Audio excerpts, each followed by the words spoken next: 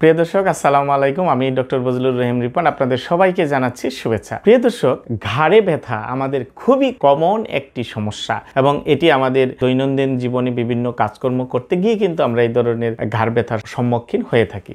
তো এই ধরনের ঘাড় ব্যথাকে দূর করার জন্য সিম্পল চারটি এক্সারসাইজ, যে চারটি এক্সারসাইজ আপনি ঘরে বসেই করতে পারেন, খুবই সিম্পল এক্সারসাইজ। এইভাবে করবেন, এই যেভাবে সোজা হয়ে বসবেন, সোজা হয়ে বসে এই যে হাতটাকে দিয়ে যে এরকম কপালের মধ্যে এরকম ধরে রাখবেন, এই কপাল দিয়ে হাতের মধ্যে এরকম প্রেস করবেন, 5 সেকেন্ড ধরে রাখবেন, আবার রিল্যাক্স। কিন্তু ঘাড় মুভমেন্ট করবে না, শুধু চাপ দিতে হবে মাথার কপাল দিয়ে আপনার হাতের মধ্যে এরকম এরকম 5 সেকেন্ড করে ধরে রাখবেন। এইরকম 10 বার এই ব্যায়ামটি করবেন দিনে 3 বার। দ্বিতীয় এক্সারসাইজ হচ্ছে এরকম হাতটা পাশে রেখে, এভাবে রেখে হাতের মধ্যে মাথার এক পাশ দিয়ে চাপ দিয়ে 5 সেকেন্ড ধরে রাখা, ওই একই নিয়মে, এবং এইভাবে আপনি 10 বার রিপিটেশন করবেন।